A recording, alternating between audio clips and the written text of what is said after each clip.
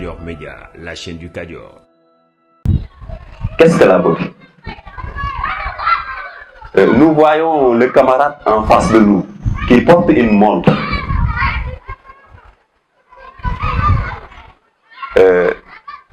Votre montre, est-ce qu'elle est belle? Est-ce qu'elle a une belle montre? Est-ce qu'elle a une belle montre? Montre bi muy takk ndax montre bu rafet la kii jàkkaarloog ñun.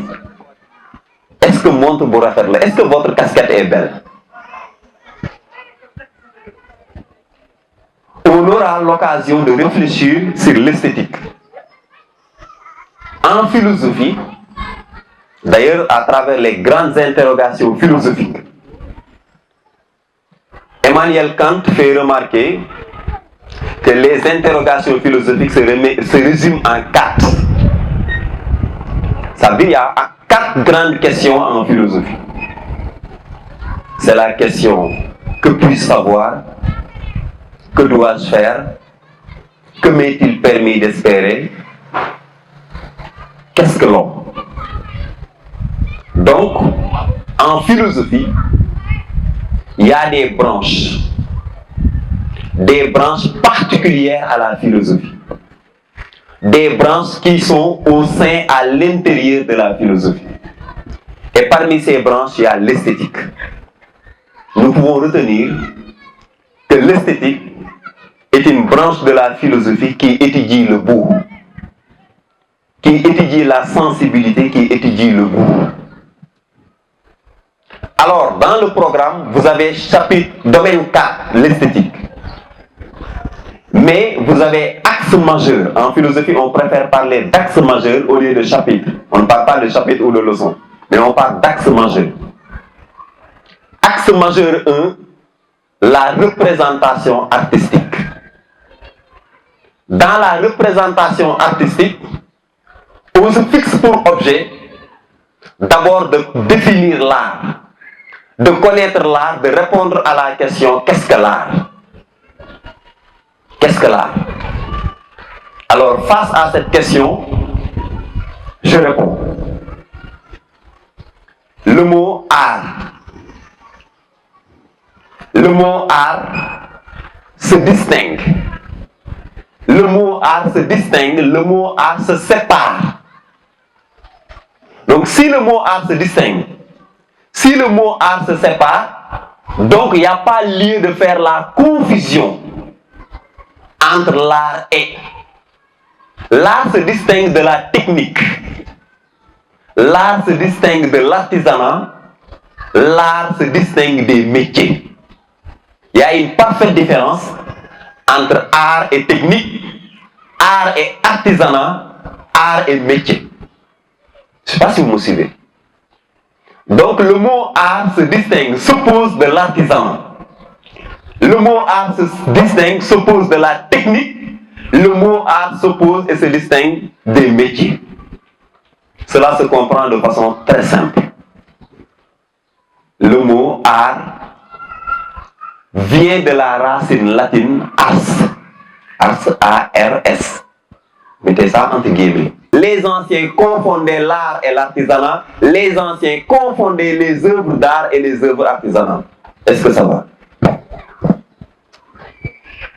Vous comprenez? Vous comprenez? Ça va? Je reprends. Je reprends. Le mot art se distingue. L'art s'oppose. L'art se distingue de la technique. Il n'y a pas lieu de croire à la confusion entre art et technique ou art et artisanat. Raison pour laquelle les œuvres d'art et les œuvres artisanales étaient diamétralement opposées. Il n'y a pas de confusion entre les deux. Et je dis plus loin, le mot art vient du latin ars. Ars qui signifie techné, techné qui renvoie à la technique. La raison pour laquelle art égale technique, art égale artisanat, raison pour laquelle il y avait une confusion entre les œuvres d'art et les œuvres artisanales. Est-ce que ça va? Est-ce que ça va? Pas de problème. Il y a problème ou il n'y a pas de problème? Il y a problème. Je peux vous passer le micro, si vous voulez. Est-ce qu'il y a problème? Oui? Comment vous appelez? Hadi Faye, vous êtes élève au lycée de Faye. Très bien, Hadi, on vous écoute. Est-ce que ça veut dire que l'art est différent de l'art comme philosophie? Est-ce qu'il y a problème ou il n'y a pas problème? D'abord, Hadi. D'où se trouve le problème? Est-ce qu'on peut dire que l'art poétique est différent de cet art? Hadi, je reprends. Damani. Art et artisanat beaucoup. Il y a une parfaite différence entre art et artisanat. Il n'y a pas lieu, possibilité de faire confusion entre art et artisanat. On ne peut pas confondre une œuvre d'art et une œuvre artisanale. Alors, selon son étymologie, selon son origine, le mot art vient du latin ars, qui est égal à techné. Techné qui est égal à la technique égale le savoir-faire. Si la technique est un savoir-faire, ça renvoie à un métier. On parle de métier d'art. Quelqu'un qui est artiste, donc, c'est quelqu'un qui est technicien, qui a le savoir-faire, qui a donc le talent. Xam nga loolu laa njëkk a wax. Mani, est-ce que ça va? Ça ne va pas?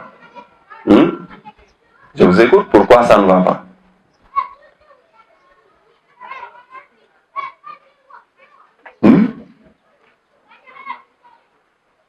Oui, derrière, comment vous appelez?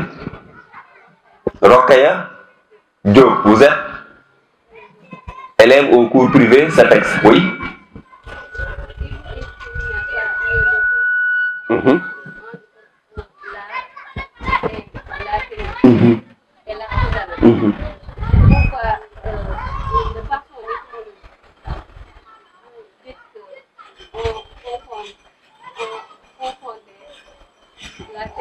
Ah, très bien. Est-ce que vous comprenez la remarque de Rokhaya? Hein? Pardon? On est évident et naturel. Voilà. Monsieur Boul ñu dofloo. Monsieur Boul ñu dofloo. Da nga ni art ak technique bokkul. Art ak technique nduroowuñu. Œuvre d'art bokkul ak œuvre artisanale. Nga ñëwaat nga ni selon son étymologie, selon son origine, art égale technique, art égale art égale technique, œuvre d'art égale œuvre artisanale. Donc il y a un problème. Il y a un problème. Mais monsieur, comment se fait-il que, au début, vous dites que selon son étymologie, il y a cette confusion, et plus loin, vous dites que il y a une différence entre art et artisanat. Cela se comprend de façon très simple. De façon très simple. Le mot art est ambigu. Ça veut dire le mot art a une double signification. C'est-à-dire, au début, le mot art était égal à la technique. Au début, le mot art était égal à l'artisanat. Quand je parle de au début, je parle des anciens. Avant le XVIIIe siècle. Le XVIIIe siècle n'est pas n'importe quel siècle. C'est quel siècle? Le XVIIIe siècle. Qu'est-ce qui s'est passé au XVIIIe siècle? C'est le siècle des Lumières. Le siècle des Lumières, ça veut dire quoi? Le siècle de la révolution. Le siècle des changements. Donc, à partir du XVIIIe siècle, le mot art va connaître une autre signification. C'est là où se trouve le problème. Ça veut dire quoi? Avant le XVIIIe siècle, art était considéré comme une technique. Avant le XVIIIe siècle, l'art était considéré comme un travail artisanal. Avant le XVIIIe siècle, l'art était considéré comme un métier, et d'ailleurs on parlait de métier d'art. Raison pour laquelle le mot art était suivi de l'expression du mot de. On avait l'habitude de dire l'art de danser, l'art de parler, l'art de cuisiner, l'art de, c'est-à-dire le savoir-faire. Mais à partir du XVIIIe siècle, il y a eu une révolution, un changement. À partir du XVIIIe siècle, le mot art va connaître une autre signification. Donc, à partir du XVIIIe siècle, on ne considère plus l'artiste comme quelqu'un qui a le savoir-faire, comme quelqu'un qui a le talent, mais on considère l'artiste comme quelqu'un qui a un don. Un don, un génie créateur. Qu'est-ce qu'un génie créateur? Avoir un génie créateur, c'est avoir un don. Avoir un don, c'est avoir une inspiration. Une inspiration, avoir la capacité, la possibilité de faire apparaître ou de faire naître quelque chose sans l'avoir préparé, sans l'avoir construit dans sa tête. Allez chez Alain. Alain fait remarquer le beau verre. Le beau verre n'a pas d'abord été pensé, ensuite réalisé. Mais Alain fait remarquer que le beau verre a été réalisé, ensuite pensé. Cela veut dire quoi? Comment un artiste crée une belle œuvre? Un artiste, il crée une belle œuvre sous la dictée de l'inspiration, sous la dictée du génie créateur. Ou tout simplement, comme le dit Vladimir Jankélévitch, un artiste est quelqu'un qui a le je ne sais pas. Un je ne sais pas. Avoir un je ne sais pas, avoir la capacité, la possibilité de peindre un tableau sans savoir ce qu'on fait. Dans l'art, l'œuvre naît sur le pinceau. L'œuvre naît sur le pinceau. Le véritable artiste, s'il crée une œuvre d'art, il a son pinceau dans sa main, mais il ne sait exactement pas ce qu'il fait. Donc on reconnaît l'artiste par son génie créateur. On reconnaît l'artiste par son inspiration, par son don, par son je ne sais pas. C'est quelqu'un qui a la capacité, la possibilité de faire apparaître quelque chose sans savoir ce qu'il fait. Sur ce, on commence à voir donc qui est artiste, qui n'est pas artiste. Un exemple très simple. Mbaye Gueye Faye est un véritable artiste. Vous connaissez Mbaye Gueye Faye? Il est un véritable artiste. Récemment, nous avons célébré la fête de l'indépendance à Thiès. 4-4-60-66. Mais peut-être, on devait célébrer cette fête pour la 3e fois à Thiès. Parce que en 2004, on devait célébrer la fête de l'indépendance. 4-4-44. Qu'est-ce qui s'est passé à Thiès? Je parle sous le contrôle des Thiessois. Au stade Maniang Soumaré, il y avait un concert. Un concert animé par Youssou Ndour. Un concert offert par la ville de Thiès, comme le concert de Wally Seck qui a été offert par la ville de Thiès. Et au concert de Youssou Ndour, qu'est-ce qui s'est passé? Au milieu du concert, pour aller un peu plus vite, Youssou Ndour devait chanter le fameux morceau Khalis Nekhna. mais tout en oubliant que les Thiessois sont très régionalistes. Être régionaliste, c'est être fier de sa région. C'est aimer sa région. Alors, en guise d'introduction, Youssou Ndour disait ceci. Vous savez, en ces derniers temps, on nous parle de milliards volés à Thiès. Milliards volés à gauche, milliards volés à droite. Ceux qui ont volé les milliards, n'est-ce pas, du pays doivent quelque part rendre ces milliards. Mais tout d'un coup, les Thiessois commencent à huer Youssou Ndour. Il criait le nom de Idrissa Seck. Youssou Ndour répondait, taisez-vous. Nopilen. Moi je ne parle pas de politique. Nopilen. Et les Thiessois continuaient encore à crier. Idi. Youssou Ndour se dit, Sungen Nopiul, je vais interrompre le concert. Sungen Nopiul, ma tasse concert, mais ma den samayon. Encore les Thiessois, demal, fallait ou la demal. C'est ici que vous allez comprendre pourquoi je dis Mbaye Gueye Faye est un artiste. Il était derrière avec ses sabbats. Mais tout d'un coup, il sauta les tam-tams de faire tout sabari pour prendre brusquement le micro des mains de Youssou Ndour pour lui dire ceci. Hanadanga Dof, nous sommes à Thiès, fille Thiès là. Bon nekkee doomu Thiès, da ngay bëgg doomu Thiès. Je suis parfaitement d'accord avec les Thiessois. Gën leen yuuxu Idi. Le public criait Idi. Mbaye Gueye Faye mu ni léegi stop.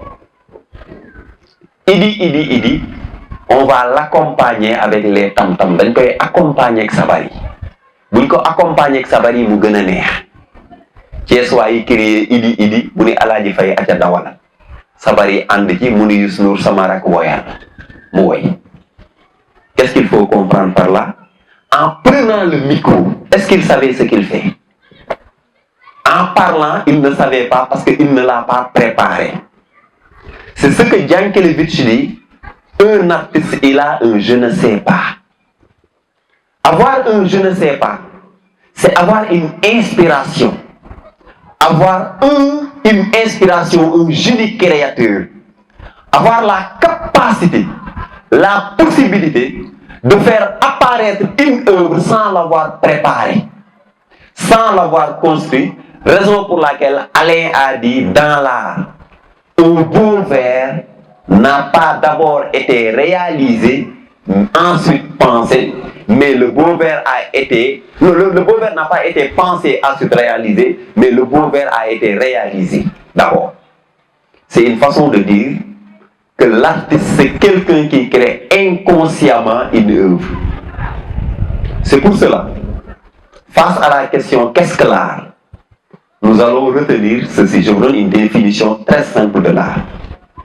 Vous allez dire, l'art est la création inconsciente d'une belle œuvre. La création inconsciente d'une belle œuvre. Alors, je vous laisse vous-même analyser, apprécier cette définition. L'art, c'est la création inconsciente d'une belle œuvre. En regardant cette définition, qu'est-ce que vous remarquez? Pas de problème. Il y a un problème. Il y a un problème. D'ailleurs, il faut faire attention à cette définition. Pourquoi? Parce que est-ce que nous allons simplement entendre par l'art une création inconsciente d'une belle œuvre? Est-ce que cette définition ne pose pas problème? Pourquoi? Parce qu'il y a déjà une question qui s'impose à nous. C'est la question suivante. Est-ce que l'animal est un artiste? Est-ce qu'on peut considérer les œuvres d'art comme les œuvres animales comme des œuvres artistiques? Est-ce que l'animal est un artiste? Autrement dit, est-ce que l'animal est en mesure de créer une belle œuvre? Est-ce qu'il existe un beau nid d'oiseaux? Est-ce qu'il existe une belle ruche d'abeilles?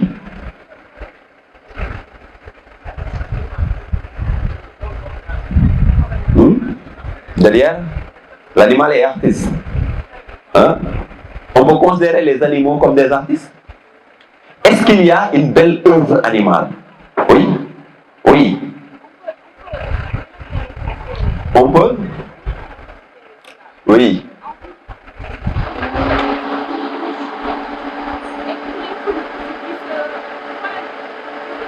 On peut vous passer le micro?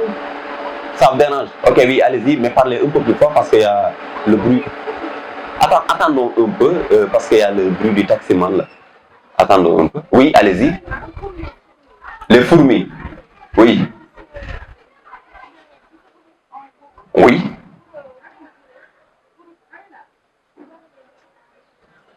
Qui s'associent, qui se regroupent, oui. Oui.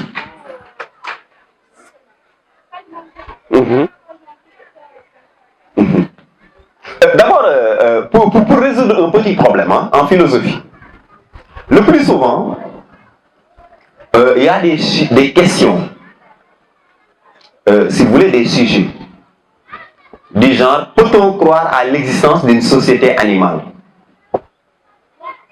Peut-on croire à l'existence d'un langage animal?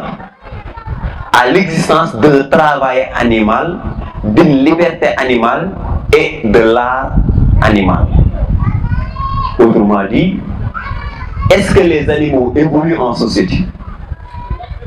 Est-ce que les animaux ont un langage? Est-ce que les animaux travaillent?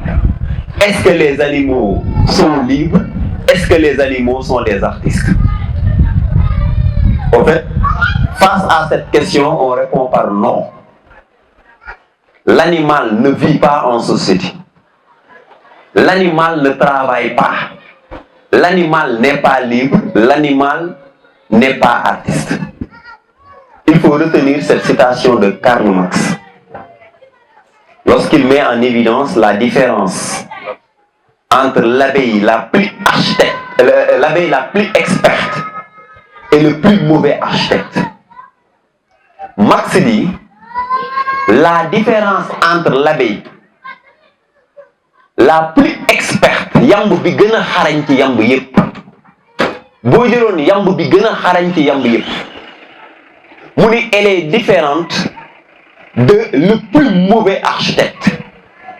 boo jëlee architecte bi gën a nul ci architecte yépp moo gën a aay yamb bi gën a xarañ yamb yépp. On demande à Marx pourquoi. mu ni parce que l'architecte, quel que soit mauvais qu'il soit, construit sa maison dans sa tête. Je reprends. La différence entre l'abeille la plus experte et le plus mauvais architecte est que l'architecte, quel que soit mauvais qu'il soit, construit sa maison dans sa tête. Les animaux ne parlent pas, ils n'ont pas de langage. Allez chez Descartes. Pour parler, il faut être doué de raison. Être doué de raison pour être capable, être en mesure d'arranger des mots pour en faire un discours. Le bruit, le son que nous entendons chez les animaux n'est pas un langage. Il n'y a pas parmi vous quelqu'un qui peut nous dire ce qu'il entend chez le chien. Que fait le chien? Il aboie. Est-ce qu'il y a parmi nous quelqu'un qui peut nous dire exactement ce qu'il entend chez le chien? Quel mënul bind l'aboiement des chiens? Quel mënu ko bind? Quel mënul wax xaj bi li lay wax? Vous n'êtes pas d'accord? S'il y a parmi nous quelqu'un qui peut nous dire, monsieur le chien, quand il aboie, voici ce qu'il dit, nous sommes parfaitement à son écoute. Il n'y a pas parmi nous quelqu'un qui peut nous dire exactement ce que fait le chien. Ça se comprend de façon très simple chez Ferdinand de Saussure. Mouni, pour parler de langage, il faut deux éléments. Il y a ce qu'on appelle le signifiant et le signifié. C'est ce que fait remarquer Ferdinand de Saussure. Quand on parle de signifiant de signifier, on parle de son et de sens. Quand on parle de son, on parle de syllabe. C'est-à-dire, pour considérer, pour parler de le langage, le mot doit être décomposable en syllabes. Et tant que ce n'est pas décomposable en syllabes, on ne pourra pas l'écrire. Si c'est décomposable en syllabes, on pourra l'épeler. On pourra l'épeler, donc on pourra l'écrire. Il n'y a pas parmi nous quelqu'un qui peut décomposer en syllabes le cri du chien. Il n'y a pas parmi nous quelqu'un qui peut décomposer en syllabes le cri du chat ou du chameau. Quel mounoukoubit? Vous demandez au jeune garçon qui était parti chercher une carte d'identité, mais qui n'a malheureusement pas réussi à obtenir sa carte d'identité nationale. Parce que le nom de famille n'est pas décomposable en syllabes. Non l'instant. Non l'instant. Nous sommes police pour demander carte d'identité, mais on ne peut pas écrire son nom. Parce que ce bruit-là n'est pas décomposable en syllabes. Première remarque, les animaux ne parlent pas. Ils ne travaillent pas. Parce que le travail est extérieur à l'animal. L'animal, on le fait travailler, mais l'animal ne travaille pas. Le cheval ne travaille pas. L'âne ne travaille pas. L'animal n'est pas libre. N'est pas libre. Alain dit, je connais pas mal de gens qui définissent mal la liberté. Il y a pas mal de gens qui comprennent mal la liberté. C'est d'ailleurs le problème du bac. Beaucoup d'élèves comprennent mal la liberté. Il ne faut surtout pas entendre par liberté le fait d'aller où on veut, quand on veut, comme on veut. Il ne faut surtout pas entendre par liberté le fait de faire tout ce qu'on a envie de faire. Lolo, ça ne s'appelle pas liberté. Ça s'appelle liberticide. Liberticide égale ennemi de la liberté. Ça s'oppose à la liberté. Pourquoi? Parce que tout simplement, le jour où il y aura parmi nous quelqu'un qui aura la possibilité de faire tout ce qu'il aura envie de faire, il fera forcément ce qui déplaît aux autres. Donc, ce n'est pas la liberté. Les animaux, pour revenir maintenant à l'art, les animaux ne sont pas artistes. Mais monsieur, pourtant, dans votre définition, vous dites l'art est la création inconsciente d'une belle œuvre. Pourtant, l'animal est inconscient. L'animal est inconscient. Parce que l'animal n'est pas pourvu de raison. L'animal, il est inconscient parce que son action n'est pas accompagnée de savoir. Il y a une différence entre conscience et inconscient. On ne dit pas inconscience, mais conscience et inconscient. Quelqu'un qui est conscient et quelqu'un qui est dans l'inconscient. D'ailleurs, même l'inconscient pose problème. L'existence de l'inconscient. Parce qu'il y en a même ce débat entre les philosophes. Est-ce que l'homme peut ne pas savoir ce qu'il fait? Est-ce que l'homme peut ne pas faire exprès? C'est un autre débat. Mais qu'est-ce qu'on remarque? On entend par conscience, conscientia, accompagné de savoir.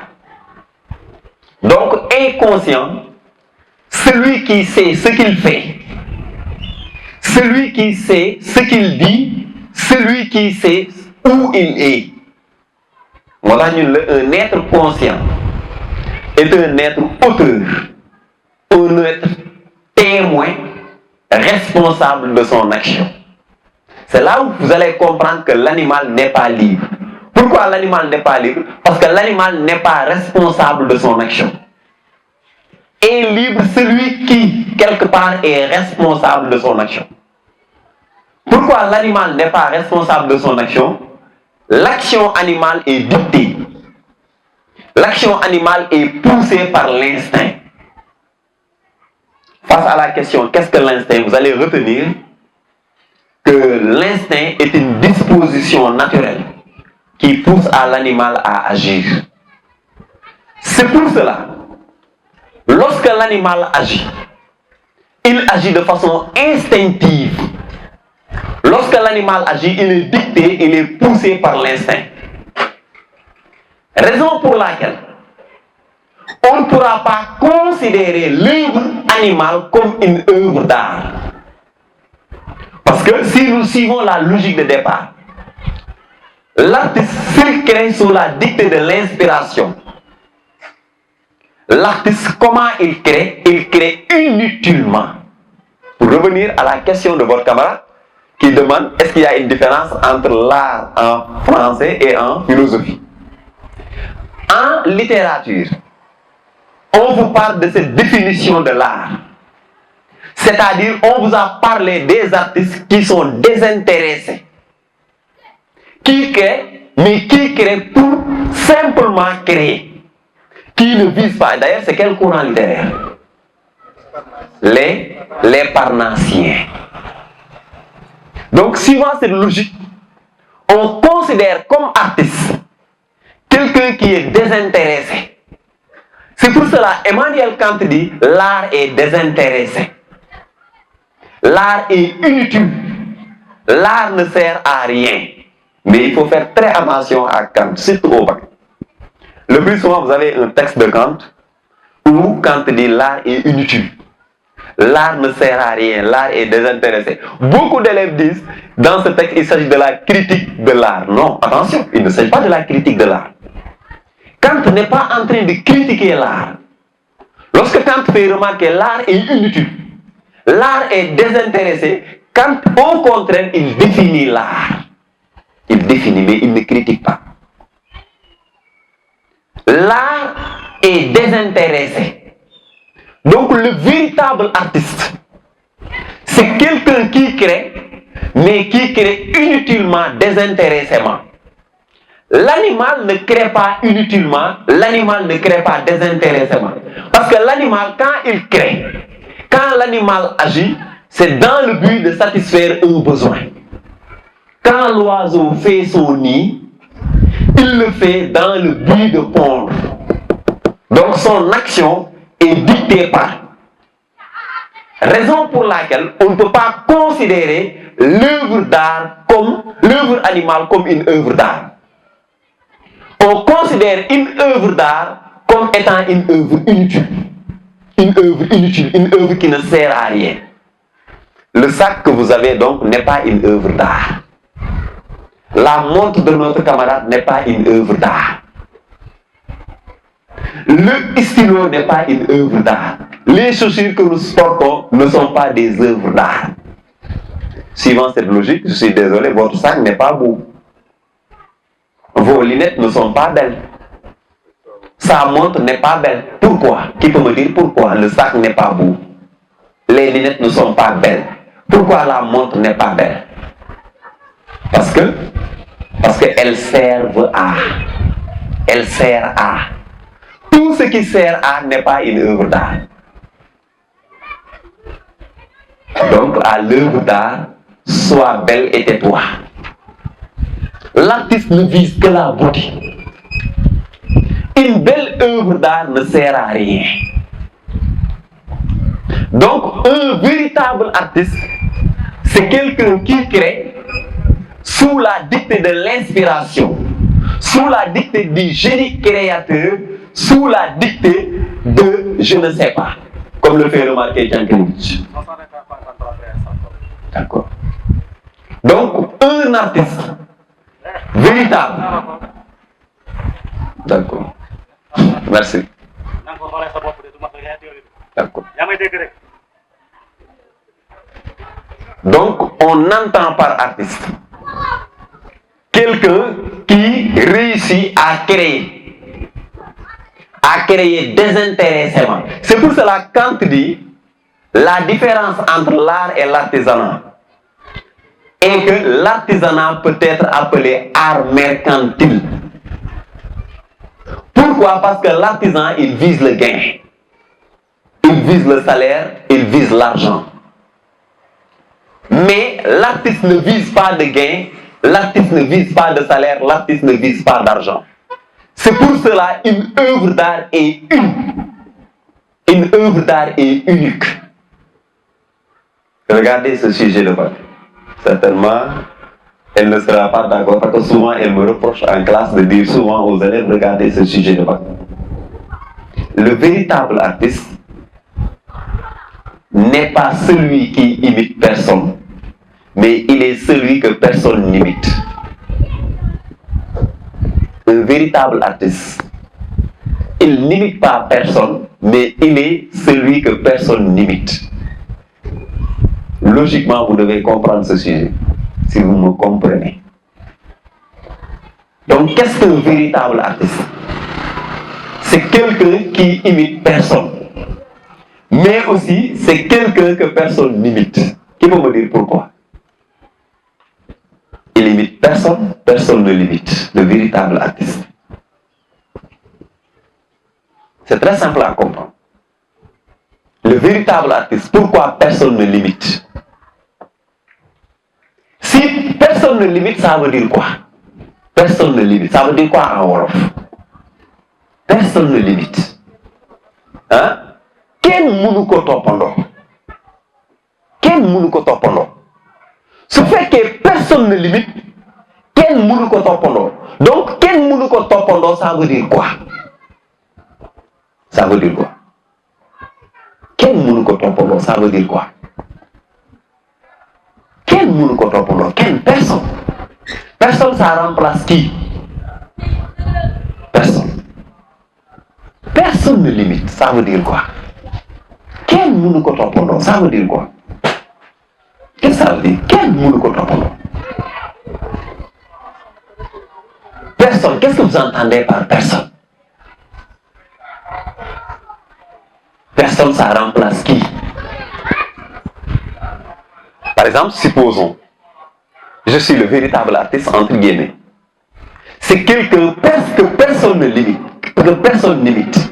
Ça veut dire quoi? Personne ne limite. Quel mënu ko toppandoo, ça veut dire quoi? Parce qu'en philosophie, il y a la torturation de concepts. Il y a l'élucidation conceptuelle. Il faut connaître les concepts. Que signifie ici? Personne ne limite.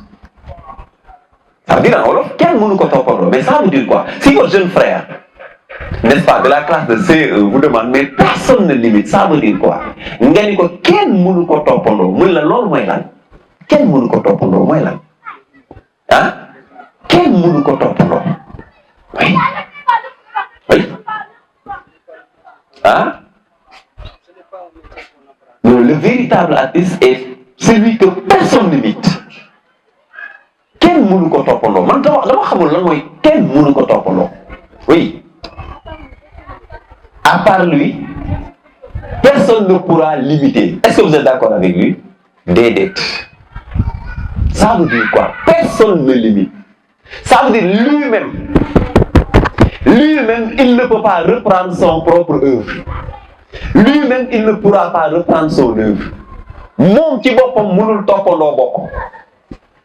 Est-ce que vous me comprenez? Qui peut me dire pourquoi? Le véritable artiste est celui que personne n'imite. Beaucoup d'élèves passent à côté. Parce que beaucoup d'élèves croient que ça veut dire que c'est quelqu'un que les autres ne peuvent pas imiter. Déedéet. Dans la première argumentation, premier paragraphe, on montre au correcteur, c'est quelqu'un qui, quelque part, ne peut pas reprendre son œuvre. Un véritable artiste, s'il crée une belle œuvre, il ne pourra pas refaire cette œuvre. Pourquoi? Alors son œuvre naît sous la dictée de l'inspiration, de l'inconscient.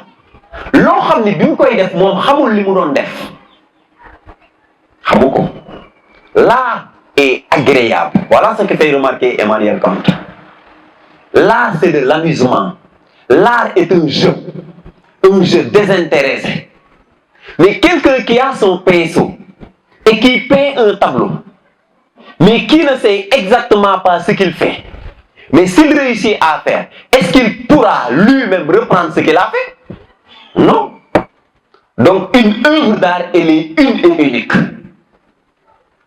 L'art n'admet pas la reproduction. Moo tax on vous demande, est-ce que l'artiste peut se passer de modèle? C'est un très bon sujet de bac. l'art peut-il se passer de modèle? L'art peut-il se passer de règles? Est-ce qu'un artiste a besoin de modèle? Un véritable artiste n'a pas besoin de modèle. Parce que personne ne le limite. L'artiste lui-même ne peut pas reprendre son œuvre. Mais aussi, un autre ne pourra pas reprendre l'œuvre d'art. Parce que celui qui a créé l'œuvre ne sait même pas comment il l'a créé, mais comment on peut reprendre si celui qui l'a créé n'a pas suivi de modèle ou de règle? Raison pour laquelle je dis une œuvre d'art, elle est une et unique. Vous allez sur le marché, vous verrez une œuvre artisanale. Et en fait, vous verrez une multiplication. Vous verrez plusieurs œuvres. Alors qu'une œuvre d'art, elle, est une. Ça se comprend par le fait que l'artiste véritable crée sous la dictée de l'inspiration, sous la dictée du don. Donc, il faut ajouter à la définition, à la question, qu'est-ce que l'art? C'est une création, vous avez dit, une création inconsciente d'une belle œuvre par un être conscient. D'une belle œuvre par un être conscient. Donc ça veut dire quoi? C'est une création inconsciente d'une belle œuvre par un être conscient. C'est un être conscient, mais qui crée inconsciemment. Et si vous dites création inconsciente d'une belle œuvre par un être conscient, là vous voyez que les animaux ne sont pas artistes. Vous voyez que les animaux ne sont pas artistes. Parce que l'animal est inconscient. Donc c'est un être conscient. Un être qui sait. Un être qui est auteur. Un être qui est témoin. Un être qui est responsable. Mais qui crée inconsciemment. Il crée inconsciemment. Donc il crée sous la dictée de l'inspiration. Sous la dictée du don. Sur la dictée du génie créateur. Raison pour laquelle on a tantôt dit, selon Allais, le beau vers. Un beau vers n'a pas d'abord été pensé, ensuite réalisé, mais le beau vers a été réalisé, ensuite pensé. Donc, en quelque sorte, de façon très résumée, pour d'abord une parenthèse sur l'art, voilà ce qu'il faut retenir par l'art.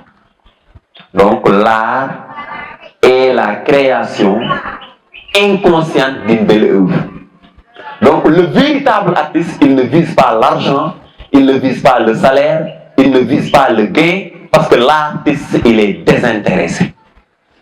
Qu'est-ce qu'il vise l'artiste? Il vise que le beau. Que le beau.